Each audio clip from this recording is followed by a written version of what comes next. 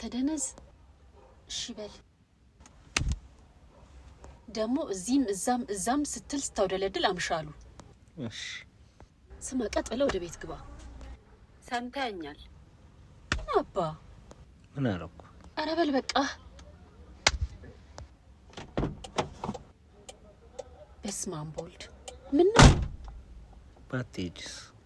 ባቴጅስ ማለት ከኔ ጋር ብትሆኚ